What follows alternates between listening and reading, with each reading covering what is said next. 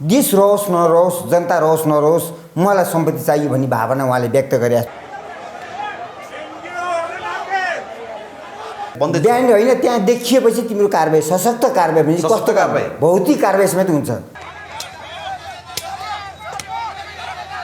त्यही श्रीलङ्काको जस्तो ढाडमा पत्तीले चिर्ने, नातापाता यसको फलानाको ज्वाइँ रहेछ, फलानाको छोरी रहेछ, फलानाको भिनाजु रहेछ, फलाना मामा रहेछ, त्यसको कारणले खानेपिने चाहिँ यो मार खाने पर्ने ऊ हुन्छन्। तपाईँलाई त्यस्तै लाग्छ भने यो संस्थाले धराप होइन कि त कोल्याप्स गरिदिनुहोस्, धरापमा नपारिदिनु कोल्याप्सै गरिदिनुहोस्। जस्तो नपढेकै रहेछन् भन्ने मैले बुझेँ क्या उहाँलाई त। त्यो देशद्रोही हो, देशको चाहिँ हत्यारा वर्गले मात्रै त्यो देशद्रोही गर्छन्, आतङ्ककारीले मात्रै त्यस्ता शब्द प्रयोग गर्ने हुन्। त्यो त देशद्रोही केसमा लाग्छ उहाँलाई, देशको हत्यारा केसमा लाग्छ उहाँलाई। उहाँले देश छोडेर अर्को ठाउँमा टापुर किनेर बस्नुपर्छ।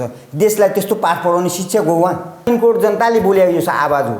म आज 52 लाखको प्रतिनिधि गरेर सेयर बजारको विषयमा प्रतिनिधित्व गर्दै आए व्यक्ति हुँ म आज सिङ्गल मैले बोलेको होइन यी शब्दहरू। आज अर्थमन्त्रीजीलाई पटक पटक भन्दा मैले अझसम्म बुझेकै छैन यो कुराहरू, अर्थ यो सेयर बजारको विषयमा भनेर भन्नुहुन्छ। बुझ्नलाई चाहना गर्नु पर्यो नि। त्यो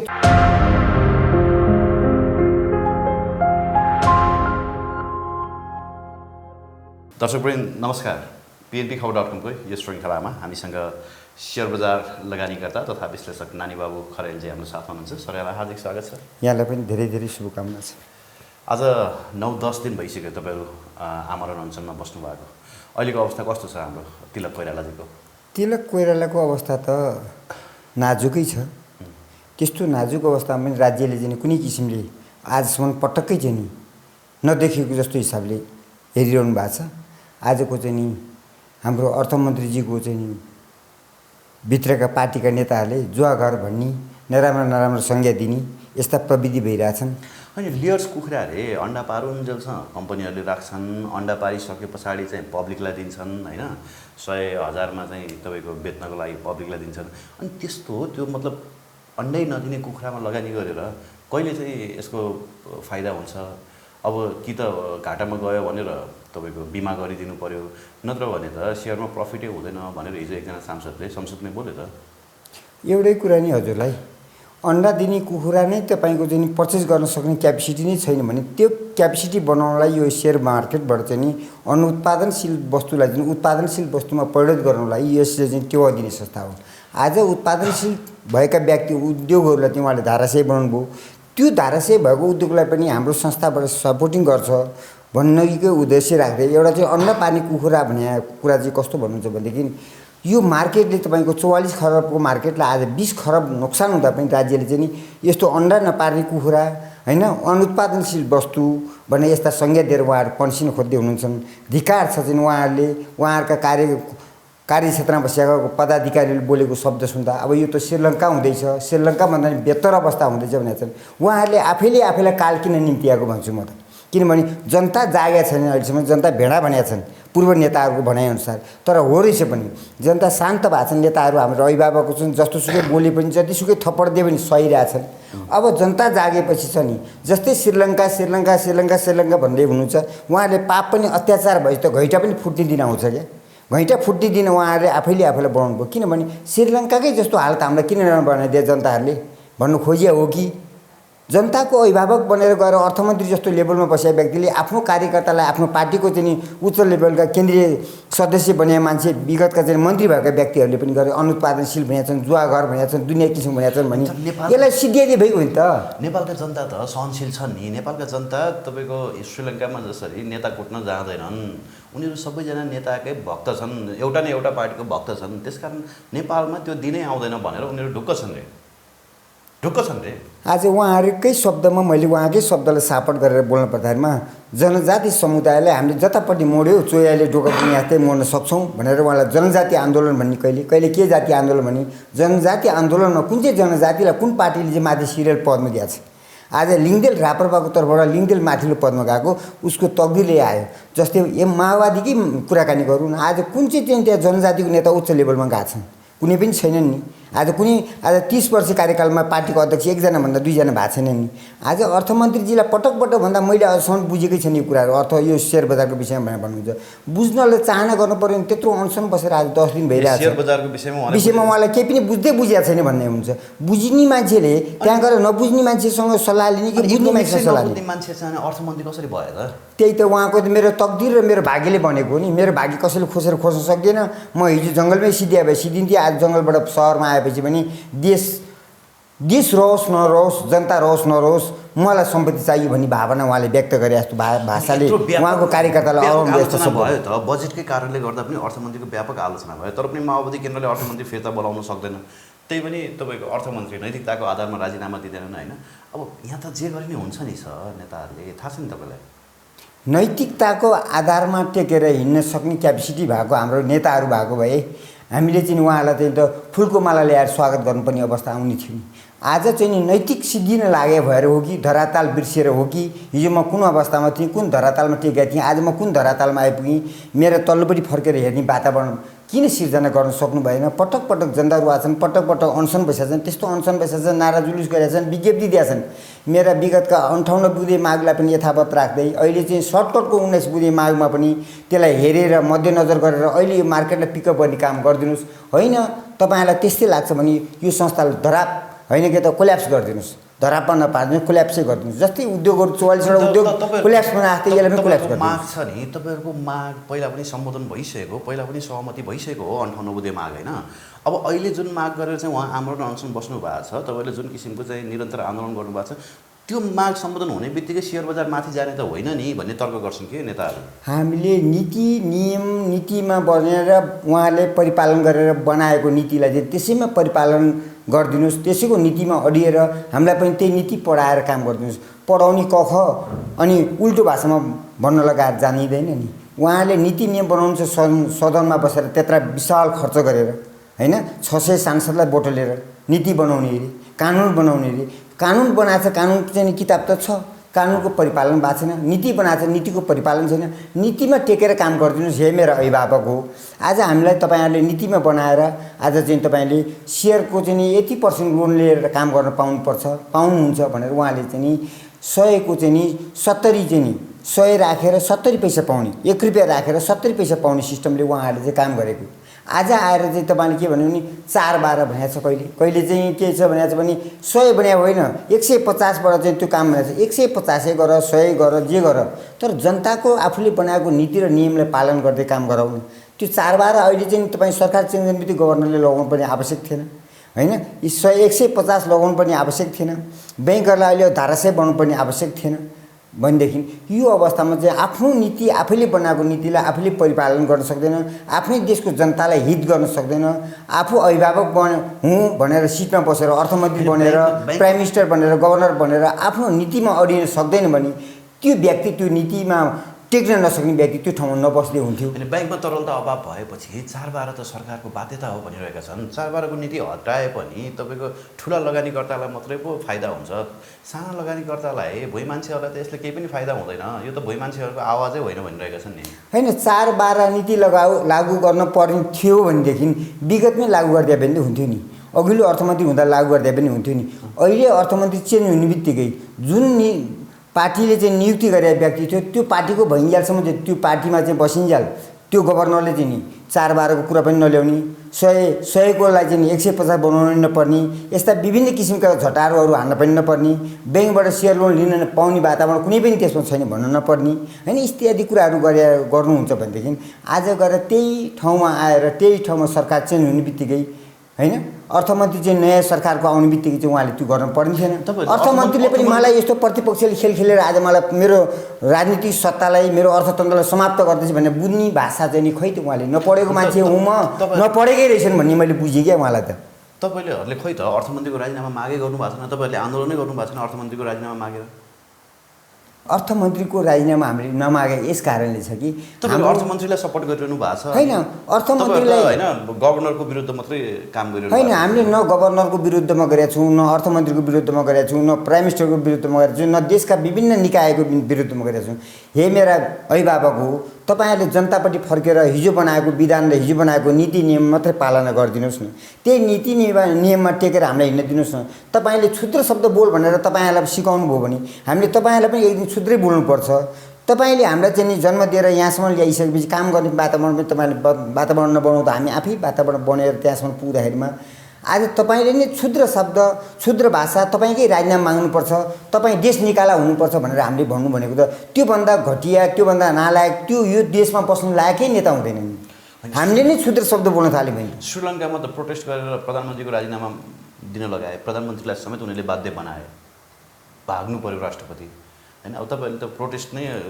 संगठित रूपमा अगाडि बढाउनु भएको छैन नि त 52 लाख कति सेयर लगाए आज प्रत्यक्ष डिम्याट भएका व्यक्तिहरू आजभन्दा 3 महिना अगाडिको रेकर्ड हेरौँदा राज्यले रेकर्ड हामीलाई देखाउँदाखेरिको अवस्था र राज्यलाई हामीले पनि हेरेको रेकर्ड सुनाउँदाखेरिको अवस्थामा 52 लाख प्रत्यक्ष डिम्याटमा छन् 3 महिना अगाडिको रेकर्ड हो त्योभन्दा पछाडि त्यतिकै छन् अहिले गर्नु पर्दैन हैन सम्पूर्ण आन्दोलन त आउँदैन नि राजनीतिक दल जस्तो हुँदैन नि हाम्रो व्यावसायिकहरुमा चाहिँ त्यस्तो किसिमले हुँदैन नि काम गर्ने कार्यकर्ताले चाहिँ जिम्मामा ल्याए हुन्छ आज मारमा त सबै परेका छन् नि सबैजना आफ्नो तपाईको त्यो पोर्टफोलियो हेर्छन् यति घाटा लागेछन् दिनदिनै उति घाटा लागेछ दिनदिनै भन्छन् हैन मान्छेले यहाँ बैंकबाट ऋण लिएर चाहिँ हालेको पैसाको चाहिँ ब्याज कसरी तिर्ने होला भनेर स्ट्याटस लेखिरहेछ आज त्यसैलाई म खण्डन गर्न खोज्छु अहिले हजुरलाई अन्यथा नठान्दिनु होला आज चाहिँ हाम्रा तमाम शेयरधनी होस् या तमाम हाम्रो राजनीतिक दलबाट चाहिँ छायामा बसेका हाम्रा पब्लिक शेयरधनी साथी होस् या कृषक साथी होस् या व्यावसायिक साथी होस् या विभिन्न सेक्टरमा लागेका साथीहरू होस्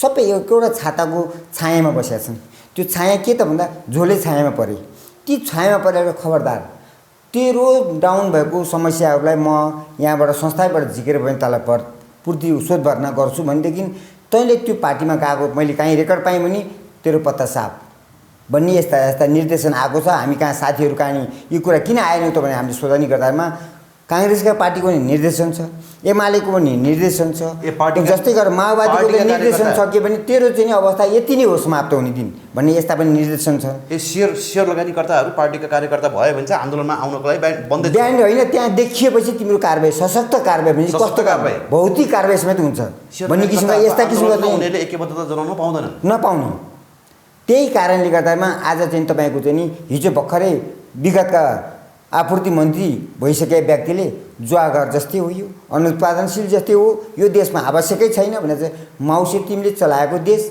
अहिले पनि त सी जिनपिङ राष्ट्रपति भएको देश छन् हाम्रो चाहिँ देशभन्दा पनि निकै ठुलो मात्रामा चाहिँ यही शेयर मार्केट चलायमान भएको छ अन्तर्राष्ट्रिय जगतमा पनि यो पार हो पारदर्शी संस्था हो यो संस्था नभएको देशमा कुनै पनि देशले न सापट दिन सक्छ न त ऋण दिन्छ न त्यो देशलाई चाहिँ सक्षम बन्छ त्यो देश ब्ल्याक लिस्टमा राख्छ भनेर चाहिँ इतिहासमा पनि लेखेको छ उहाँहरुकै विधानमा उहाँहरुले बनाएको विधानमा पनि त्यो लेख्छ उहाँहरुले पढ्दै पढ्दैन र परिपालनै गर्नुहुन्न भने त अर्थमन्त्री भएको पो के अर्को गभर्नर भए पो के प्राइम मिनिस्टर भए पो के राष्ट्रपति भएर पो के शिक्षा दिने चाहिँ उल्टो शिक्षा दिएपछि ती व्यवस्था उहाँहरुले चाहिँ श्रीलङ्का जस्तो अवस्था भनेर गभर्नर जस्तो गभर्नरले भनिसक्नु भयो आज हेर्नुस् न देशभरि शेयर बजार मात्र होइन आज पेट्रोलको भाउ हेर्नुस् खानेकुराको भाउ हेर्नुस् हरेक कुरामा चाहिँ तपाईको मूल्य वृद्धि छ त्यही भएर गभर्नरले भनिसक्नु भयो अब हामी श्रीलङ्का जस्तै टाट पल्टिने अवस्थामा पुग्दै छौं भनेर शेयर बजार मात्रै टाट पल्टिने होइन नि अब पुरा देशै चाहिँ ध्वस्त हुँदैछ भन्दै छ हैन उहाँले अहिले पनि त्यस्तो चाहिँ देशद्रोही शब्दहरू प्रयोग गर्न मिल्दैन त्यो देशद्रोही शब्द हो त्यो देशद्रोही हो देशको चाहिँ हत्यारा वर्गले मात्रै त्यो देशद्रोही गर्छन् आतंककारीले मात्रै त्यस्ता शब्द प्रयोग गर्ने हुन् त्यसलाई अमेरिकाको शब्दमा सापट गरेर भन्नुपर्दामा त्यो अमेरिकाको भाषामा आतंककारी शब्द हुन्थे त्यस्ता आतंककारी शब्द सम्बन्धित गभर्नरले त्यसो भन्न मिल्छ गभर्नर जस्तो बहालवाला गभर्नर त्यस्तो उच्च लेभलमा देशको अर्थतन्त्र सम्हालेको व्यक्तिले त्यो शब्द बोल्नु भनेको अन्तर्राष्ट्रियले दिन लागेको पैसाहरू अन्तर्राष्ट्रियले दिसेको लोनहरू पनि त्यो फिर्ता माग्न थाल्छ ब्ल्याक लिस्टमा राख्छन् त्यसले गर्दा उहाँले चाहिँ स्वच्छ छविले चाहिँ किन बाइजे शासन राजीनामा दिएर बस्नुपर्छ उहाँले नै सिकाउनु भयो के पनि जनताहरूलाई तमाम जनताहरूलाई कार्यपालिकाको अभिन्न हुँदैछ भन्नुभन्दा बरु राजीनामा दिएर घरमा बसी आनन्द त्यो घरमा बस्नु पनि उहाँलाई के औचित्य हुन्छ भने उहाँले यो घरमा हैन अमेरिका जस्तो एउटा टाग्रो लिएर बस्नुपर्ने स्थिति आउन सक्छ अब उहाँले के पाठ पढाउनु भएको छ भने श्रीलङ्काको जस्तो अवस्था भन्दा श्रीलङ्कामा प्राइम मिनिस्टरलाई पनि घोक्रो ठ्याक लगाएको छ, राष्ट्रपतिले पनि घोक्रो ठ्याक लगाएको छ, सांसदहरूको घरमा आगजनी गिनेको छ, सांसदका नातापाता इष्टमित्रलाई तोडफोड भएको छ, बाटामा लखटेर कुटेको छ, भाटाले लखटेर ढाडमा चिरेर नुन खुर्सानी दलिएको छ हैन, जुत्ताले हानेको छ, जुत्ताको माला लगाएको छ। त्यो पाठ हाम्रो शिक्षकको हेड सरले सिकाउनुहुन्छ भने त्यो जनताले त्यो पाठ नपढ्यो भने कुन जनताले पढ्छ? त्यो भोलि त्यसको चोट मैले बोक्नुपर्छ भने किन राष्ट्रका चाहिँ प्रमुख निकायमा बसेको एउटा कार्यपालिकाको अभिन्न अङ्ग, अर्थतन्त्रको अभिन्न अङ्ग, राष्ट्र ब्याङ्कको प्रमुख व्यक्तिले त्यस्तो बोल्न सुहाउँछ? त्यो त देशद्रोही केसमा लाग्छ उहाँलाई, देशको हत्यारा केसमा लाग्छ उहाँलाई। उहाँले देश छोडेर अर्को ठाउँमा टापुर किनेर बस्नुपर्छ। देशलाई त्यस्तो पाठ पढाउने शिक्षक हो उहाँ। त्यो शिक्षा त शिक्षाको चाहिँ अर्थतन्त्रमा चाहिँ हामीले यसरी आमूल परिवर्तन ल्याएर म यो क्षेत्रमा बसेर विगतमा जे जति त्रुटि भएका, विगतका गभर्नरले जे जस्ता नराम्रो काम गरेका, विगतका अर्थमन्त्रीले जे जति नराम्रो काम गरेका, विगतका चाहिँ राज्य प्रमुखले जे जस्तो निर्देशन दिएको भए तापनि म सुदृढको बाटो लान्छु। असुदृढ भइसकेको रहेछ, मैले सुदृढको बाटो ल्याउनलाई यो अलिकति सङ्कट पर्यो। म इमिडिएटली जनताको आँसु झार्न दिन्न, जनताको यो आवाजमा दुःखमा परिणत गर्न म दिन्न भन्ने सम्बोधन गर्ने ठाउँमा श्रीलङ्काभन्दा बेहतर अवस्था हुँदैछ भनेर उहाँले पाठ पढ्नु भनेको कार्यपालिका होस्, व्यवस्थापिका होस्, कुनै पनि निकायको किन नहोस्, त्यही श्रीलङ्काको जस्तो ढाडमा पत्तीले चिर्ने, नातापाता यसको फलानाको ज्वाइँ रहेछ, फलानाको छोरी रहेछ, फलानाको भिराजु रहेछ, फलाना मामा रहेछ, त्यसको कारणले खानेपिने चाहिँ यो मार खानुपर्ने ऊ हुन्छन्। त्यसले गर्दामा तिमीले चाहिँ अहिले त्यस्ता शब्द प्रयोग नगरिदिनुहोस्, प्रयोग गरिदिनुहुन्छ र जनतालाई त्यही शिक्षा स्कुलमा पढाएर त्यस्तै पाठ गराएर तपाईँले हिजोको माओवादीको 52 सालको द्वन्द्व सर्काएर 58 सालसम्ममा विध्वंस भएर 17,000 मरे भन्थे। आज चाहिँ त्यही अर्थमन्त्रीले 17,000 मर्दैछन् भने तिलक कोइराला मरे भनेको त 52 लाख शेरधनी मरेको हुन्छ। त्यो 52 लाख शेरधनीको अब्जस त अहिले चाहिँ कसको अब्जसमा जान्छ भन्दा अर्थमन्त्रीको अब्जसमा जान्छ। त्यस्तो अवस्थामा चाहिँ त्योभन्दा पनि सिनियर अब्जस कहाँ जान्छ? प्राइम मिनिस्टर जान्छ। अर्थमन्त्रीले त गभर्नरलाई हटाएको होइन, तर अदालतले पुनर्बहाली गरिदियो नि त। अर्थमन्त्रीले त गर्न खोजेको हो नि सर। त्यही परिणाम त अहिले देखाउँदैछन् त राजनीतिक यो चाहिँ डेमोक्रेट शक्तिहरूले चाहिँ नि। आज हिजो भर्खरै एउटै चाहिँ नमुना छ नि, हिजो चाहिँ शक्ति देखाएन, राज्यलाई शक्ति देखायो। म डेमोक्रेट शक्ति भनेको कस्तो हो? मलाई तपाईँले स्थापना गरेको न्यायपालिकाको अङ्ग चोइस गरेर तपाईँ कहीँ शपथ खाएर तपाईँले निर्देशनमा तपाईँहरूको शब्दलाई शिरोधार गर्दै म काम गर्नेछु। न्यायमा कुनै किसिमको तपाईँहरूभन्दा नागेर कुनै शब्द गराउने छैन भनेर शपथ खाएर आएको प्रधान न्यायाधीश चोलेन्द्र शमशेरज्यू होइन, उहाँकै कार्यकालमा 21वटा मन्त्रीलाई तुरुन्तै जिजिबे गर्न सक्छु सक्दैन भनेर परीक्षण गरी हेरेको त त्यो मूर्तिलाई चाहिँ तिमी मानव हो, मानव बोल त भन्दामा ठ्याक्कै बोलेर ऊ त माटोको भाँडा पनि मानवै बोल्यो नि भने जस्तै 21वटा मन्त्री तुरुन्तै डिजे भयो। त्यसको केही समयपछि केपी शर्मा ओलीजी तपाईँकै निर्देशनमा म आज चाहिँ प्रधान न्यायाधीश भएको थिएँ, तपाईँलेकै स्कुलमा पढेको विद्यार्थी हुँ, तपाईँकै निर्देशनमा पढेर मैले अहिले यति डिग्री गरेँ, आज फेरि तपाईँको पत्ता साफ हुने दिन आयो भनेर भने जस्तै किसिमले केपी शर्मा ओलीले पत्ता साफ गर्ने, फेरि उनले पढाएको विद्यार्थीले उनकै पत्ता साफ गर्थे। त्यसपछि हाम्रो शेरबहादुर देउवाजीलाई प्रधानमन्त्री बनाउनुभयो। त्यही अवस्था फेरि पुनः माला हुन्छ कि भन्ने डरले फेरि उहाँलाई चाहिँ फेरि अविश्वासको प्रस्ताव ल्याएर डिजर्भ गराउनु भयो।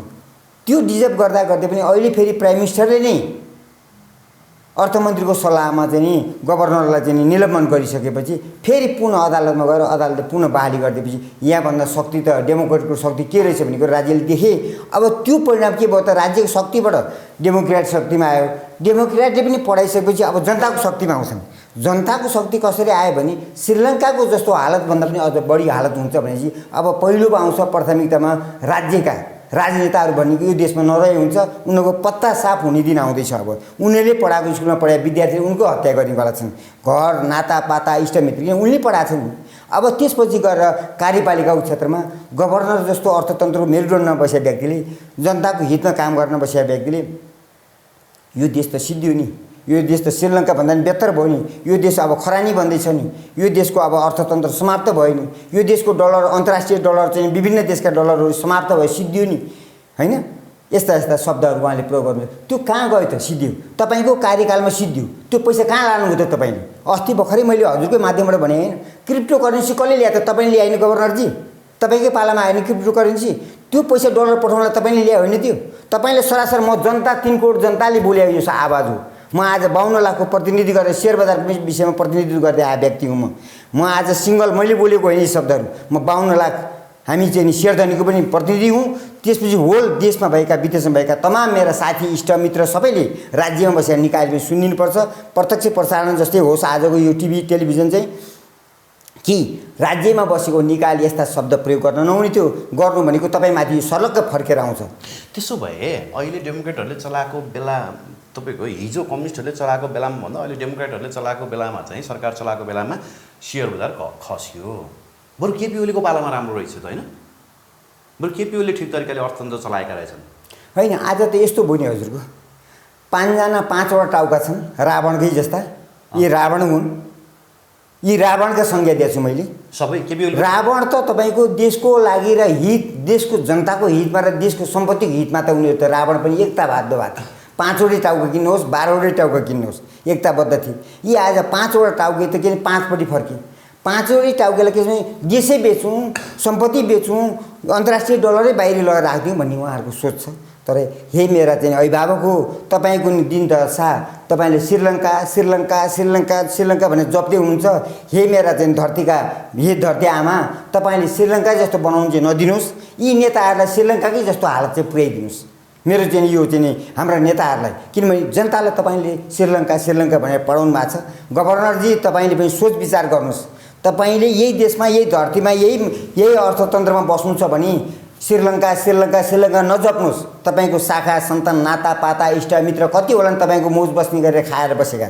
आज त्यो अवस्थामा श्रीलङ्काको जस्ता खोजिकन नाता जानेवाला भएको छन्। तपाईँको दृश्य या अदृश्यमा तपाईँलाई त वान्टेड राखिरहेछन्। हिजो माओवादीले वान्टेड गरेर व्यक्ति जस्तो बनाइरहेछन् गभर्नरजी तपाईँलाई। तपाईँ वान्टेड नबनिदिनुहोस्। हे मेरा अभिभावक हे मेरा राष्ट्रका हुनहार चाहिँ गभर्नरज्यू तपाईँ राष्ट्र हाँक्ने व्यक्ति। वास्तविकता बोलेको हो नि। देशमा आज इन्फ्लेसन बढेको छ नि। तपाईँको हेर्नुहोस् न डलरको भाउ कति बढेको छ। त्यो हिसाबले हाम्रो विदेशी मुद्रा त बाहिरी छ। हामी श्रीलङ्का हुन लागेको कुरा त फ्याक्ट हो नि। आज हेर्नुहोस् न बजार भाउ कति बढेको छ। श्रीलङ्काको हालत बनाउनु खोजेको त अर्थमन्त्री र गभर्नरको यही 40 करोडको केसले नै हो क्या। 40 करोड यही 40 करोडको केसमा गभर्नरले यति पैसा बारिने गरे अर्थमन्त्रीले यति पैसा मिलाउँछु भने यो दुईटाको कुराको टकराव त्यसबाट सुरु भयो। त्यो टकराव आजसम्ममा पनि त्यो यही केसले गर्दा यिनीहरूको युद्ध भयो। धनयुद्धमा लागे अर्थमन्त्री र गभर्नरको धनयुद्धमा लागेले गर्दा जनता सिद्धिआयो। यो 40 करोडको डिल मिलाएन अहिलेसम्म। 40 करोडको डिल त उनीहरूले के कसो गरेका छन् उनीहरूले जान्दछन्। 40 करोड डिल त पाउनेवालाले पाउनेवाला छैनन्। जो सम्पत्तिवाला छ त्यसले पाउनेवाला त छैन होइन। मतलब ओनरले चाहिँ पाउने होइन। पैसा कमिसन पाए भए पो उसले पाउँथ्यो त। कमिसन नपाए त पाउँदैन नि। केसै मिला दुईटाको द्वन्द्व छ त कहाँ हुन्छ। यही दुईटाको साँडे जुडियाले गर्दा आज देशको जनता 3 करोड जनता विदेशबाट अब रेमिट्यान्स पनि नपठाइदेऊ। हामी जनतालाई भुटेर मकै भुटिया भुटेर खान थालेपछि तिमीलाई पाल्नलाई हामीले रेमिट्यान्स पठाऊ भन्छौँ हामी जनतालाई। अन्तर्राष्ट्रिय देशमा बसेका हाम्रा चाहिँ विभिन्न देशमा बसेका जनताहरूलाई पनि मैले आह्वान गर्छु कि यस्ता अभिभावकहरू यस्ता कुलसंहारहरूलाई चाहिँ हामीले अन्तर्राष्ट्रियले दुःख गरेर कमाएको पैसाहरू यिनीहरूलाई मोज मस्ती गर्नलाई चाहिँ हामीलाई नपठाइदिए पनि हुन्छ बरु। किनभने जो बसे कुचेका वृद्ध भएका चाहिँ अभिभावकहरूलाई पनि उहाँले सम्बोधन गर्न सक्दैन। देश श्रीलङ्का श्रीलङ्का श्रीलङ्का रटान गर्नुहुन्छ। भएको सानो व्यवसाय गरेर एउटा चाहिँ सेयर बजार छन् व्यावसायिकहरू छन् सबैमा मार तस नस छ। एउटा तपाईँको आयल निगममा त्यस्तै सङ्कट आएछ भने हाम्रो व्यावसायिकहरूमा त्यस्तै सङ्कट आएछ भने उनीहरूको त के छ भने रजाइ गर्ने साँडेको जुदाइ बाछाको मिचाइ पनि याद भएको छ। यी साँडे जुद्ने बाछाहरूलाई मिचाइ परेर बाछा मर्ने पनि याद भएको छन्। त्यसले गर्दामा अभिभावकहरूले पनि सजग हुनुपर्ने अवस्था आउँछ। सेयर बजारको विषयमा सम्बोधन गर्न सक्नुहुन्न। त्यो तिलक कोइराला मरेको खण्डमा एक च्यालेन्जको साथमा आज मिडियाबाट बोल्दैछु प्रत्यक्ष तपाईँहरूले प्रसार गर्नु। आज कुनै पनि रहनेवाला छैन यो देशमा। कुनै पनि नेता कुनै पनि कर्मचारीको अभिन्न अङ्गका माथिल्लो निकाय कुनै पनि रहने छैनन्। हामी भूमिगत हुनुपर्ने अवस्था आयो भने भूमिगत भएपछि हामी छानी गरेर कसको घर कहाँ छ कसको डेरा कहाँ छ कुन अवस्थामा थियो कसले के बोलेको थियो त्यसको नातापाता स्थितिमा कोही पनि रहनेवाला छैन। यो चाहिँ मेरो चाहिँ होइन मेरा यो 3 करोड जनताको आवाज लिएर म आएको यहाँ मिडियामा। म त्यसैमा आएको होइन मलाई पठाएका छन्। म त एउटा दूत हुँ। म जस्तै यिनीहरूले नियुक्ति गरेर विभिन्न देशका दूत जस्तै म दूत हुँ यहाँ आज। किनभने यो मार्केटलाई सम्बोधन गर्न सक्दैन अर्थमन्त्रीले सक्दैन गभर्नरले सक्दैन तपाईँको प्राइम मिनिस्टरले भने तिमीहरू तुरुन्तै इमिडिएटली यो 12 बजेभित्रमा आजै राजीनामा देऊ। होइन भने तिम्रो पनि हालत श्रीलङ्काको भन्दा बेहतर हुने सम्भावना चाहिँ तपाईँले सिकाएको अनुसार मैले बोल्दैछु। म चाहिँ दूत हुँ 3 करोड जनताको दूत हुँ। म तिमीहरू राजनीतिक दलको दूत पनि होइन कार्यपालिकाको दूत पनि होइन न्यायपालिकाको दूत पनि होइन। म जनताको दूत हुँ। जनताको दूत भएर मैले प्रचार प्रसारमा आइरहेको छु। त्यो हिम्मत छ र भने नेपाली जनता त्यति हिम्मत त अब उहाँले पढाएपछि त पढ्नु परेन। कख नपढे मान्छेले कख भने के भने थाहा हुँदैन। कख पढिसकेपछि त पिएचडी गराइसकेपछि त पिएचडीको अर्थ के त भन्दा थाहा भयो नि त। अब नबुझिन्जाल नजानिन्जाल पो हाम्रो बाउ बाउ बाउ भनेको थियो। बाउ मरेपछि घरमै राखिदिनु हो बाउलाई। मरेको बाउलाई यहाँ घरमा राख्ने, यहाँ आरीघाटमा लगेर जलाउनु पऱ्यो नि हामीले। यी त मरेका मुर्दा हामीले चाहिँ अब के भने आरीघाटमा सेलाउनु पर्ने बेला भइसक्यो, अवस्थामा पुगिसक्यो नि हाम्रा यत्र। हिजो म आवेशमा आइसकेँ, मेरो साथी चाहिँ तिलक कोइराला अहिले फटक फटक फटक भएर हात खुट्टा चल्न छोड्यो, नसा चल्न छोड्यो भने डक्टरले भनिसकेपछि आवेशमा आएर मैले पनि हे मेरो अभिभावक हो, तिमीले पनि यस्ता तिलक कोइराला जस्ता 52 लाख शेरधनीले आज हत्या गर्दैछौ, तिम्रो पनि सत्यानाशको दिन आओस्। म आज 63 वर्ष पुगे मान्छेको श्राप पर्दैछ, जस्तै एउटा विद्वानले श्राप दिएको थियो त्यस्तै मबाट पनि श्राप दिन्छु। म पनि यहाँ हत्या गरेर आत्मदाह गर्दैछु अब म। किनभने यस्तो 52 लाख शेरधनीको प्रतिनिधि गरेर व्यक्तिलाई आज त्यहाँ हत्या हुँदैछ भने त्यो सेवनको निकायमा बसेर त्यस्ता भइरहेछ भनेदेखि राज्यले त्यहाँ पटक्कै सम्बोधन गर्न जाँदैन भने तिमीलाई पनि हाम्रो देशको जनताको 3 करोड जनताको अभिभावक बनेर एउटा दूत बनेर का व्यक्तिको श्राप पऱ्यो भने तिमी पनि खरानी बन्ने दिन आउँदैछ भनेर मैले श्राप दिन्छ। तिमीलाई यो देशमा चाहिँ कहिले पनि सदाको सर्वदा कलङ्कै कलङ्कमा मुछिएर बस्नु परोस् भनेर म भन्छु। किनभने तपाईँले जनताको हित गर्न गए मान्छे जनताको हित गर्नु पर्दैन। आज रोइरहेछन्, अनसनमा बसेका छन्, 10 दिनदेखिको केही खाएको छैन, छटपटाहट छ होइन, एउटा स्लाइन दिएर बचाछन्। राज्यले सम्बोधन गर्नु पर्दैन। आज पेट्रोलको भाउ हेर्न गयो त्यस्तै छ, एउटा तरकारीको भाउ हेर्न गयो त्यस्तै छ, चामलको भाउ कहिले बरु केपी शर्मा ओलीको पालामा त्यति थिएन होला। केपी शर्मा ओलीको पालामा त पाउने 1300मा पाउने ग्यास आज 1800 होइन 3000 रुपियाँ पर्ने भइसक्यो। ब्ल्याकमा बेचिरहेछन्, यस्तो सरकार ब्ल्याकमा बेचिरहेछन्। आज ग्यास ब्ल्याकमा छ, चामल छैन, चामल इन्डियाले रोकिदिएको छ भने आज त्यो पनि ब्ल्याकमा छ, दाल ब्ल्याकमा छ, तेल तेल पनि ब्ल्याकमा छ, कुनै वस्तु पनि ब्ल्याकमा छ। हरेक दिन 10 रुपियाँ नबढे कुनै पनि चिजमा किलोमा छैन। त्यसले गर्दामा यस्तो राज्य यस्तो निकममा भएर बस्नुभन्दा राजीनामा दिएर पारदर्शी तरिकाले मैले सकिनँ, म यो राज्य चलाउन सकिनँ, अर्थमन्त्रीलाई चाहिँ अर्थतन्त्र चलाउन नसक्ने मान्छे मैले पनि जाने छैन, मेरो तकदिरले दिए भने त्यस्तो नजान्ने मान्छेले देशको 3 करोड जनताको अभिभावक बनेर नरहनुहोस्। तपाईँले हिजो ऊर्जामा कमाएको इमेज, गृहमा कमाएको इमेज तपाईँलाई चाहिँ नि चकनाचुर हुने गरी तपाईँ त्यहाँ नबस्दिनुहोस्। तपाईँ अभिभावक बन्न सक्नुहुन्छ होला भन्ने आशा राखेर हामीले तपाईँको नियुक्ति भएको भोलिपल्ट हामीले 200 अङ्कसम्म बढाएको थियो। मार्केट हौसला भएको थियो 1 महिनाभित्रमा।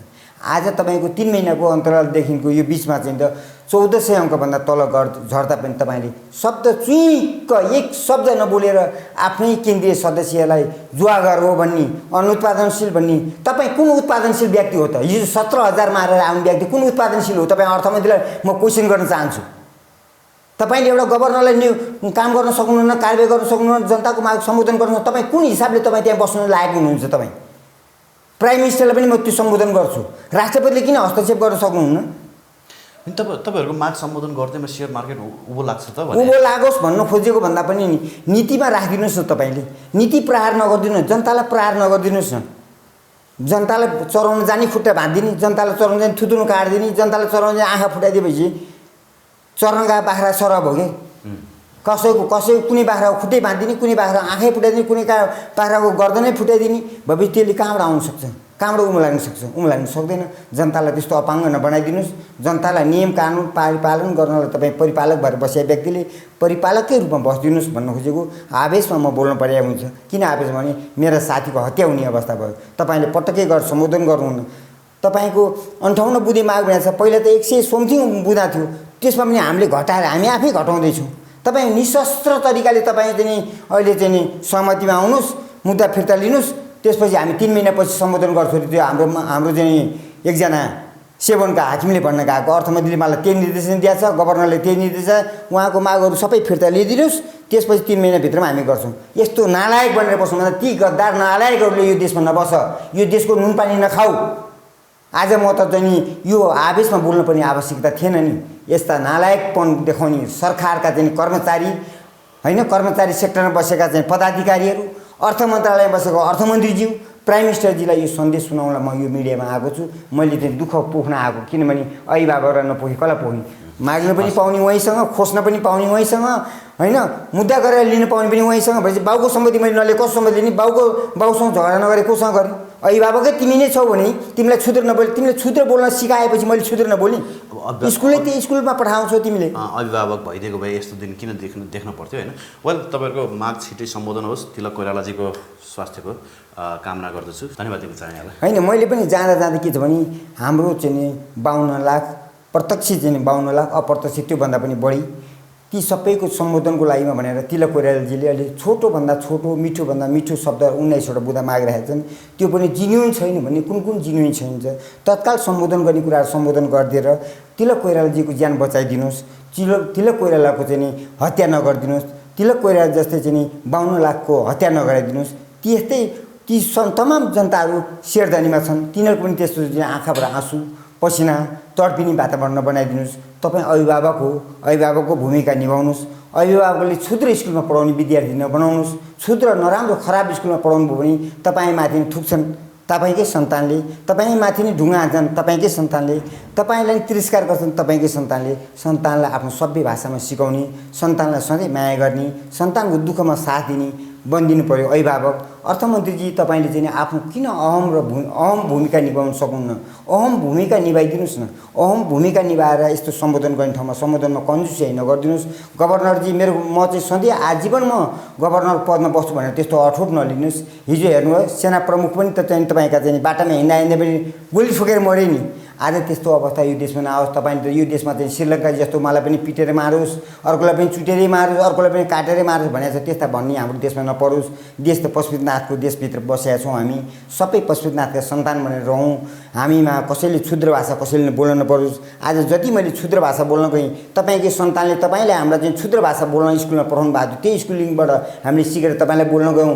त्यस्ता कुराहरूलाई पनि क्षमा गर्दै तपाईँले छिटोभन्दा छिटो आज तपाईँको 11 बजीदेखि 12 बजेभित्रमा तपाईँले त्यहाँ सम्बोधन गर्दा तुरुन्तै राज्यले यो चाहिँ निकायले एउटा चाहिँ नि समन्वय गरेर उहाँको सम्बोधन गरेर उहाँलाई चाहिँ नि अनसनबाट तोड्ने वातावरण पनि गराउने वातावरण गराइदिनुहोस् र शेरधनीको पनि माग पुरा गरिदिनुहोस्। मार्केट तल क्राइसिस गर्ने वातावरणलाई चाहिँ नि रोकिदिनुहोस्। मात्रै रोकिदिएर माथि जाने वातावरण सक्दाखेरिमा सक्सेसफुल बनाउनुमा फेलियर गर्ने काम नगरिदिनुहोस् भन्दै जाँदै यो चाहिँ प्रत्यक्ष प्रसारण गरिदिनु होला। किनभने अहिले चाहिँ 11 बजे सबैजना भेला हुँदैछन्, सबै नेताहरू पनि आउँदैछन् त्यहाँ। त्यसले गर्दा उहाँले पनि त्यो सुनुन्, प्रत्यक्ष यसलाई प्रसारण गरिदिनु हुन अनुरोध गर्दै म अहिले बिदा हुन चाहन्छु। हजुरको संस्था र हजुरलाई पनि धेरै धेरै शुभकामना छ।